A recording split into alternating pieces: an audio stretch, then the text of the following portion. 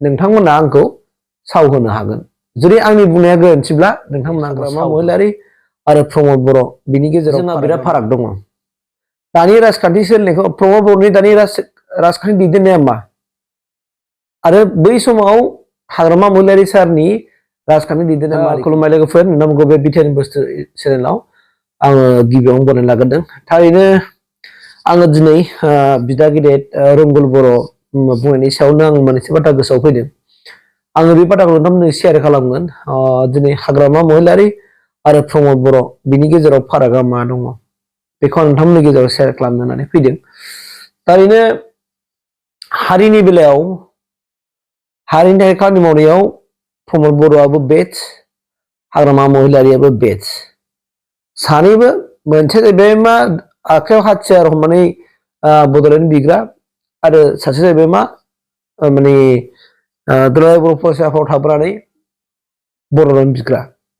बेनि गेजेराव जोंहा बिराद फाराग दङ दानि राजखान्थि सोलिनायखौ प्रमद बर'नि दानि राजखान्थि दैदेननाया मा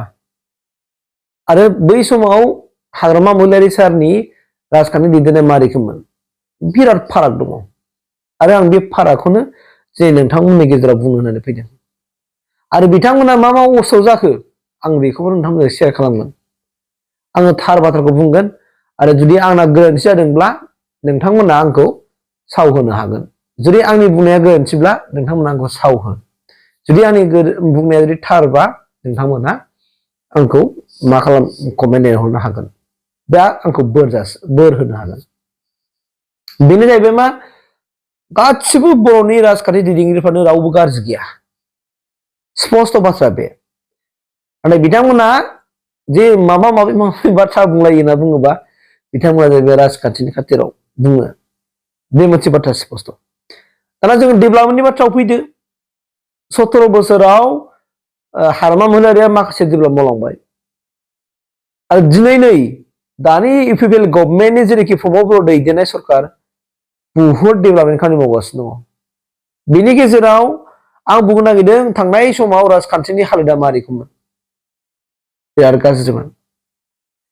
हाग्रामा महिलारि सार दैदेननाय एबा बे समाव बड'लेण्ड पिपल फ्रन्ट होननानै बुङोमोन बिपिएफ बेयो मोनफ्रोमबो ओनसोलाव फिसा फिसा फिसा केम्प खालाम बिदिनो मानसि दोनोमोन आरो बे मानसियाव बै अफिसाव बिदिनो 15 जन 20 जन 30 जन गाहाम मानसि थायोमोन इउथ्सफोरखौ दोनोमोन थारमाने सेंग्राफोर थायोमोन बाहाय आरो बै सेंग्राफ्रानो खामानि मावोमोन बबेबा ओनसोलाव सोरबा जुदि दादागिरि दङब्ला बेखौ बै सेंग्राफ्रा सामलायहैयोमोन थांनानै बै केम्पनिफ्राय थांनानै बेखौ सामलायहैयोमोन सोरखौबा दिखांना लायनांगौब्लाबो बिथांमोनानो खामानि मावोमोन बिराद मोनसे गाज्रि थासारि जादोंमोन बै समाव दा बेफोरखौ गोसोखांहरोबा दिनैसिमबो आं गिनाय मोनो मानोना आंबो बेजों भुगिनांनाय मानसि दै आंबो भुगिबोनाय मानसि बै समनि राजखान्थिनि समाव आंबो भुगिबोनाय मानसि आरो आं दिनै बुंगोन बै समाव थांनाय बिटिआर सुक्तिनि उनाव जेनाखि इलेक्सन जादोंमोन नङा होमबा इलेक्सनाव जुदि बिपिएफआ देरहाबावोमोनब्ला मा जागौमोनथाय सोरनि लाइफआ बिराद गिदिर बिपद जागौमोन आं दिनै थार बाथ्राखौ बुंनो नागिरदों बेफोरखौ गोसोखाङोब्ला मेगनावनो दासिमबो मोदै गयो आंनि मेगनाव मोदै गयो गुबुनजों जुगुम जानाय गुबुनजों बायदिसिना होनजानाय बे समाव बिखायाव नाङो नाथाय मा खालामनो बेफोर मोनसे दिनैनि थारिखआव बिटिआर सुक्ति जानाय लोगो लोगो ओरैबायदि सुस्रां जाबाय दिनै जोङो नायगोन जे जायगायाव बिपिएफनि गोबां माखासे वार्कार्सफोर इउथ्सफोर थायोमोन बे दिनै टटेलि खालि जाबाय माने लांदां जाबाय आरो थांनाय जेनाखि इलेक्सनाव बेफोरबायदिनो बुलाय सोलाय इलेक्सनबो जायाखै बिराद सान्थि जाना थांदों आं मस्ट वेलकाम खालामदों हाग्रामा महिलारि सार आरो माने प्रमद बर' सार दैदेननायखौ मानोना बै समनिफ्राय बिराद मोनसे फ्रि सान्थि जादों खुनु मोनसे बुलाय सोलायबो जायाखै स्ट्रिक्ट मोनसे पुलिस मिलिटारिनि गेजेरजों जानायखाय दा बेनिखाय मा जादों बुहुत घटना जाखाबाय दा बेफोरबायदि फिसा फिसा केम्प थानानै सोरखौबा बुहैनाय सोरखौबा सिगि सग' खालामहैनाय बे जाथाया जादोंमोन बै समाव बिटिआर सुक्तिनि उनावसो खिन्थु जायाखै बे जाथाया बे आरो मोनसे बिटिआर सुक्तिनि उनावसो दिनै फ्रि जादों खुनु मोनसे बुलाय सोलाय गैयै मोजां राजखान्थि सोलिदों ओंखायनो आं मस्ट वेलकाम बिटिआर सुक्तिखौबो मानो होनना बुङोबा दिनै नोंथांमोना नायबानो जाबाय आं दहायनो होखादों आंनि बुंनाया नंखायबा आंखौ साव होनानै आरो जुदि आंनि बुंनाया थारबा आंखौ बोर होनानै दिनै जाय बिथांमोनहा जाय फंबायमोनहा जाय बिदामोनहा बै माने हाग्रामा सारि दैदेननायाव थानायाव बै केम्प थानायाव एरियायावहाय केम्पआव थादोंमोन बिथांमोनहा न' लुनानै आरो बेनिफ्राय थाङै थाङै बिथांमोनहा गुबुनखौ सिगिस' खालामहैनाय माने खामानि मावदोंमोन दिनै बिथांमोनहा बै केम्पनिफ्राय थांनानै लोगो लोगो न'आव थाहैनाय लोगो लोगो बिथांमोना दा मा मावो हाग्रामा महिलारि सारा बिथांमोनखौ थांनानै थानायनि सुबिदा होनो हादोंना हायाखै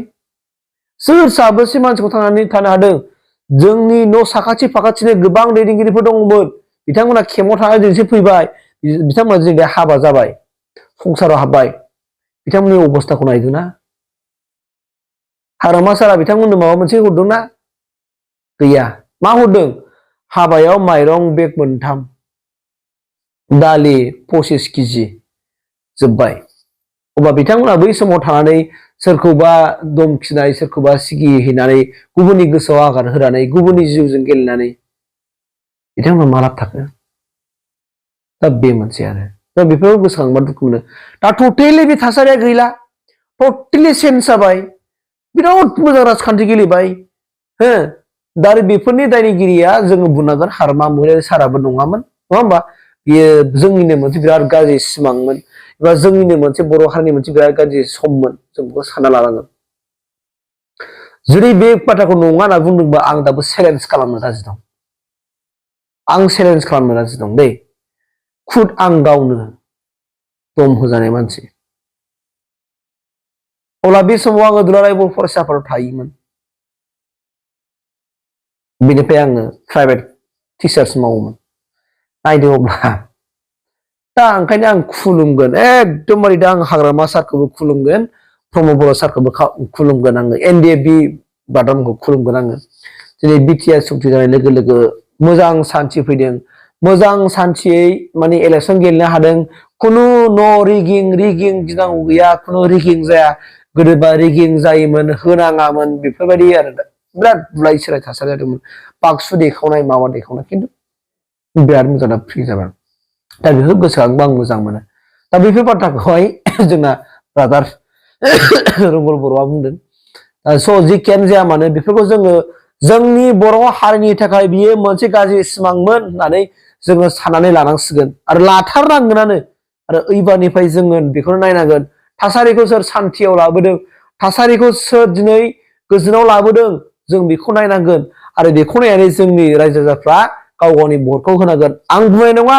हाग्रामा सारनो हो आं बुंनाय नङा प्रमद बर' सारनो हो आं बुंनाय नङा गर्जन मोसाहारिनो हो आं बुंनाय नङा कि पिआरपिनो हो आं बुंनाय नङा